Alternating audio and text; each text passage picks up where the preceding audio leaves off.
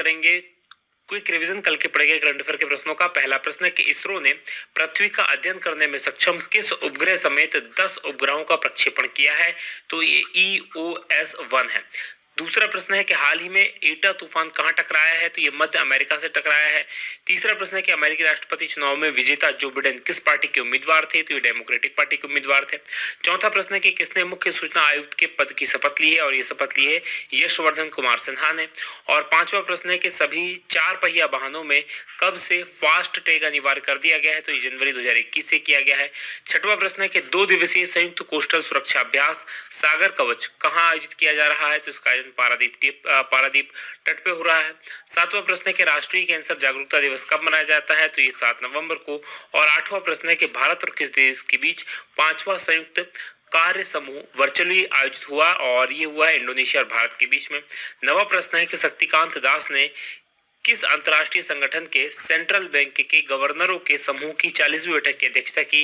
तो ये सार्क के गवर्नरों का बैठक थी। और 10वां प्रश्न है कि किसने पहली बार हमारी आकाशगंगा में रेडियो विस्फोट का पता लगाया है? और ये लगाया है नासा ने। ये थे हमारे कल के पढ़े गए करंट अफेयर के प्रश्नों का क्विक रिवीजन। आगे बढ़ेंगे, आज के प्रश्नों की बात करेंगे। आज के करंट अफेयर का पहला प्रश्न है कि प्रधानमंत्री ने किस राज्य में हजीरा और घोघा के बीच रोपैक्स फेरी सेवा की शुरुआत की है? और इसकी शुरुआत की गई है गुजरात में, यानी कि सी ऑप्शन प्रश्न का सही उत्तर है। डिटेल लिख लीजिए क्या है। तो प्रधानमंत्री नरेंद्र मोदी जी के द्वारा वीडियो कॉन्फ्रेंसिंग के जरिए गुजरात के हजीरा में रोपैक्स टर्मिनल का उद्घाटन किया गया। रोपैक्स क्या है? इस प्रकार की एक, आप इसको बोट कह सकते हैं, बड़ी सी नाव कह सकते हैं। तो इसका उद्घाटन किया है। ये घोघा और हजीरा के बीच में रोपैक्स सेवा की शुरुआत की है। इसके शुरू होने से होगा क्या कि माल ढुलाई में और लोगों की आवाजाही में काफी कम समय लगने वाला है। अभी तक क्या होता था, करीब 10 से 12 घंटे का समय लगता था, ये घट के 3 से 4 घंटे हो जाएगा। राइट, तो प्रतिदिन करीब 9000 लीटर से इसकी बचत होगी। इसमें हर साल करीब 5 लाख यात्री, 80,000 यात्री वाहन, 50,000 दोपहिया वाहन और 30,000 ट्रकों का आवागमन होता है। बात करेंगे दूसरे प्रश्न की कि किस देश के क्राउन प्रिंस सम्राट नारुहितो के छोटे भाई अकीशिनो वहां के युवराज बने हैं, एक्चुअल में क्राउन प्रिंस बने हैं, और ये बने हैं जापान में, यानी कि ए ऑप्शन प्रश्न का सही उत्तर है। ये हैं जो वहां के क्राउन प्रिंस बने हैं। डिटेल लिख लीजिए क्या है। तो जापान के सम्राट नारुहितो, इनके छोटे भाई फूमिहितो, एक्चुअल में नाम इनका फूमिहितो है, लेकिन ये अपने दूसरे नाम आकिशिनो से ज्यादा प्रसिद्ध है। तो ये औपचारिक तौर पर अब क्राइसैंथमम थ्रोन यानी कि राज सिंहासन के वारिस यानी कि क्राउन प्रिंस बना दिए गए हैं। और पिछले साल सम्राट अकीहितो ने राज सिंहासन को छोड़ा था और राज सिंहासन छोड़ने के बाद अपने बेटे नारुहितो को वहां का सम्राट बनाया गया था। और नारुहितो के सम्राट बनने के साथ ही वहां पर एक नया युग जिसका नाम था रीवा युग या रेवा युग, ये शुरू हो गया था। वहां पर ये परंपरा है कि जैसे ही नया सम्राट बनता है तो उसके साथ ही एक नए युग की शुरुआत हो जाती है। इसके बाद ही 54 वर्षीय आकिशिनो जो है, जिनका नाम फूमिहितो का लोकप्रिय नाम आकिशिनो है, और ये क्राउन प्रिंस बनाने की प्रक्रिया मई में शुरू हुई थी, लेकिन कोरोना की वजह से इसमें लगातार टल रहा था और वर्तमान अब इनको फाइनली वहां पर ये जो पारंपरिक क्रिया करके इनको युवराज घोषित कर दिया गया है। बात करेंगे जापान की, तो यहाँ की राजधानी टोक्यो है, प्रधानमंत्री योशिहिदे सुगा है और मुद्रा यहाँ की येन है। चलिए मैप में मैं आपको अब जापान लिए चलता हूँ। तो जैसा कि आप स्क्रीन पर देख पा रहे हैं, हमारा भारत है और हमारे भारत से अगर आपको जापान जाना है तो मूव करना पड़ेगा आपको थोड़ा पूर्व में। तो ये देखेंगे भारत है और भारत से ये है जापान, सबसे पूर्वी देश है। ये आपको याद रखना, उगते हुए सूर्य का देश इसको कहा जाता है। जापान की राजधानी देखेंगे तो ये है टोक्यो, इसकी राजधानी, और ये काफी द्वीप इसके हैं। और ऊपर इसके द्वीप समूह जो हैं वो कहाँ पर लग जाते हैं, तो ये रूस के पास में इसकी सीमा लग जाती है। नीचे की तरफ ये साउथ कोरिया और इस तरफ कुछ द्वीप इसके ताइवान तक फैले हुए हैं, ये आपको याद रखना है। आगे बढ़ेंगे, बात करेंगे अगले प्रश्न की। अगला प्रश्न आपके सामने है, उससे पहले मैं पिछले करंट अफेयर से कुछ प्रश्नों को आपको बताना चाहता हूं कि जापान का 2050 तक शून्य कार्बन उत्सर्जन प्राप्त करने का लक्ष्य, यानी कि वो अपने यहाँ के कार्बन उत्सर्जन को शून्य कर लेगा 2050 तक। इसके अलावा भारत का जो केंद्रीय मंत्रिमंडल है उसने भारत और जापान के बीच में साइबर सुरक्षा के क्षेत्र में एक समझौते के लिए सहमति पत्र पर हस्ताक्षर किए हैं। बात करेंगे तीसरे प्रश्न की कि किस अरब देश ने अविवाहित जोड़ों को साथ रहने की आजादी दी है, यानी कि एक प्रकार से लिव इन में रहने की आजादी दी है, और ये दी गई है संयुक्त अरब अमीरात में, यानी कि यूएई में। डी ऑप्शन प्रश्न का सही उत्तर है। डिटेल देख लीजिए क्या है। तो संयुक्त अरब अमीरात यानी यूएई, इसका एक विजन 2030 के नाम से एक प्रोग्राम चल रहा है। इसके तहत यहाँ कड़े नियमों में ढील दी जा रही है और इसी प्रकार से काफी सामाजिक बदलाव भी वहां पर किए जा रहे हैं। अब देश के अंदर अविवाहित जोड़ों के साथ रहने की आजादी होगी, यानी कि लिव इन में रहने की आजादी होगी। इसके साथ ही ऑनर किलिंग को भी अब कानून अपराध बनाया गया है और नए बदलाव के तहत शराब पर प्रतिबंध में भी ढील दी गई है और शराब को मुस्लिम देशों में हराम माना जाता है, ये आपको याद रखना है, लेकिन यहाँ पर इसको थोड़ी सी ढील दी गई है। और ये इसलिए दी जा रही है, सारी चीज इसलिए कवायद की जा रही है कि ज्यादा से ज्यादा पर्यटन को आकर्षित किया जा सके। आपको याद होना चाहिए कि दुबई जो है वो संयुक्त अरब अमीरात का ही एक शहर है। संयुक्त अरब अमीरात की बात करते हैं, यहाँ की राजधानी अबू धाबी है, राष्ट्रपति यहाँ के खलीफा बिन जायद अल नहयान है और मुद्रा है कि संयुक्त अरब अमीरात दिरहम है। चलिए मैप में मैं आपको अब यूएई लिए चलता हूँ। तो जैसा कि आप स्क्रीन पर देख पा रहे हैं हमारा भारत, और हमारे भारत से अगर आपको यूएई जाना है तो मूव करना पड़ेगा आपको पश्चिम में। पश्चिम में जाएंगे, ये येलो कलर का देश आपको जो दिखाई दे रहा है यही एक्चुअल में जो है यूनाइटेड अरब अमीरात है, ये आपको याद रखना है। इसकी राजधानी अबू धाबी देख पा रहे होंगे और ये दुबई है जहां पर दुनिया की सबसे ऊंची बिल्डिंग बुर्ज खलीफा स्थित है। अब जो आईपीएल चल रहा है वर्तमान में वो भी इसी यूनाइटेड अरब अमीरात में ही चल रहा है, यूएई में ही चल रहा है। आसपास देश देखेंगे तो इसके इस तरफ यानी कि नीचे दक्षिण की तरफ ओमान है, इसके पश्चिम में देखेंगे तो सऊदी अरब है और पूर्व की तरफ देखेंगे या उत्तर की तरफ देखेंगे तो पर्शियन गल्फ, फारस की खाड़ी लगी हुई है। आगे बढ़ेंगे, बात करेंगे अगले प्रश्न की।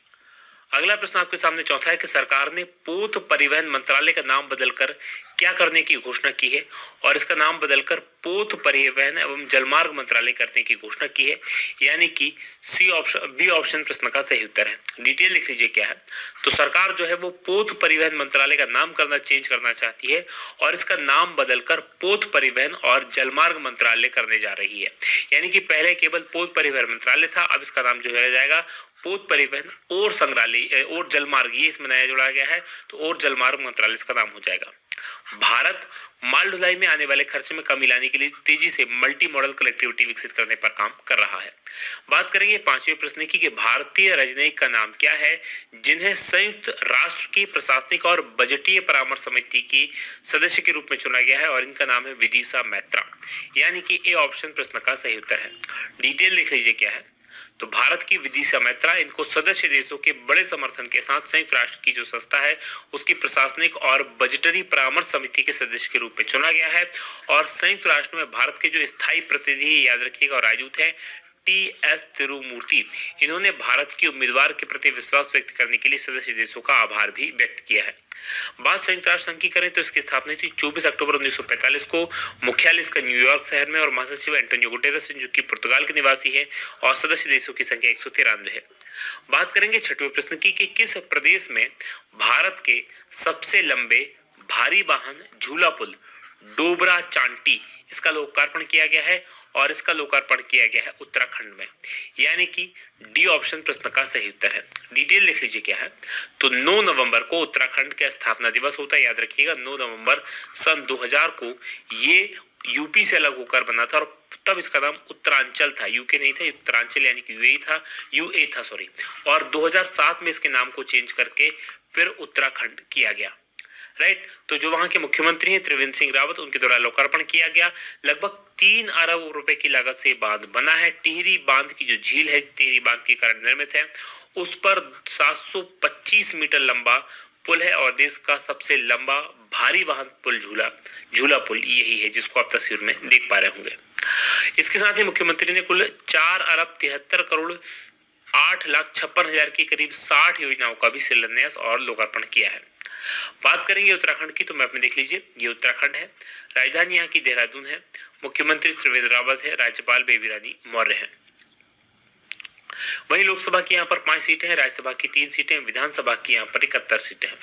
प्रमुख राष्ट्रीय उद्यान की बात करें तो जिम कॉर्बेट नेशनल पार्क, ये भारत का सबसे पुराना नेशनल पार्क है। नंदा देवी राष्ट्रीय उद्यान, गंगोत्री राष्ट्रीय उद्यान, फूलों की घाटी राष्ट्रीय उद्यान, राजाजी राष्ट्रीय उद्यान और गोविंद राष्ट्रीय उद्यान यहाँ पर है। प्रमुख बांधों में केवल टिहरी बांध है जो कि भागीरथी नदी पर बना हुआ है।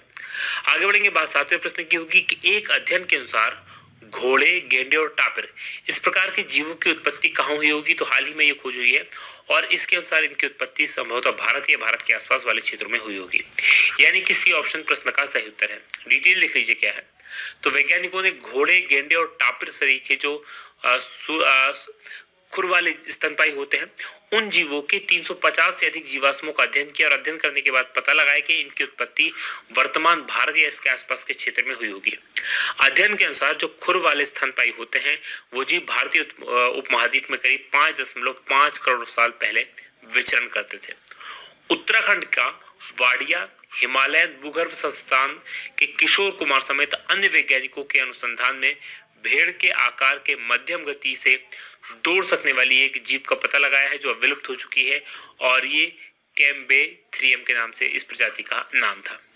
बात करेंगे अब हम 8वें प्रश्न की कि किस प्रदेश में देश की पहली सौर आधारित जलापूर्ति परियोजना की शुरुआत की गई है, और इसकी शुरुआत की गई है अरुणाचल प्रदेश में, यानी कि बी ऑप्शन प्रश्न का सही उत्तर है। डिटेल देख लीजिए क्या है। तो अरुणाचल प्रदेश के लोअर दिबांग वैली, इस जिले में भारत के पहले सौर आधारित एकीकृत बहु ग्राम जल आपूर्ति परियोजना की IMVWSP इसकी शुरुआत की है, और केंद्रीय मंत्री जो भारत सरकार के हैं गजेंद्र सिंह शेखावत, उन्होंने इस परियोजना को जनता को समर्पित किया है। करीब 28.50 करोड़ रुपए की लागत से शुरू हुई इस परियोजना से 39 गांवों की जलापूर्ति की जा रही है। ये था आज का हमारा करंट अफेयर। अब बात करेंगे हम अरुणाचल प्रदेश की। तो मैप में देख लीजिए, ये अरुणाचल प्रदेश है, भारत का सबसे पूर्वी राज्य है। राजधानी यहाँ की ईटानगर है। मुख्यमंत्री पेमा खांडू है। राज्यपाल यहाँ के ब्रिगेडियर BD मिश्रा है। लोकसभा की 2 सीटें हैं, राज्यसभा की 1 सीट है, और विधानसभा की 60 सीटें हैं। वहीं प्रमुख राष्ट्रीय उद्यानों की बात करें तो नामदफा नेशनल पार्क यहाँ पर है, और मॉलिंग नेशनल पार्क है। ये था हमारा आज का पूरा करंट अफेयर का वीडियो। अब बात करेंगे कल के सवाल की। कल मैंने आपसे प्रश्न पूछा था कि कौन सा राज्य कृषि कानूनों को लागू न करने यानी खारिज करने वाला पहला राज्य बना है, और इस प्रश्न का उत्तर है पंजाब, यानी कि ए ऑप्शन प्रश्न का सही उत्तर है। आप में से कई सारे लोगों ने इस प्रश्न का सही उत्तर दिया है, और उनको बहुत बहुत धन्यवाद, बहुत बधाई। आज के प्रश्न का उत्तर देना मत भूलिएगा। आज का हमारा प्रश्न है कि नए सूचना आयुक्त के रूप में कौन नियुक्त किया गया है, तो इसकी शपथ दिलवाई गई है किसे, कमेंट करके जरूर बताइएगा। ये वीडियो कैसा लगा बताना मत भूलिएगा। आज की बात करेंगे यही समाप्त। आप लोगों का बहुत बहुत धन्यवाद। जय हिंद, जय भारत।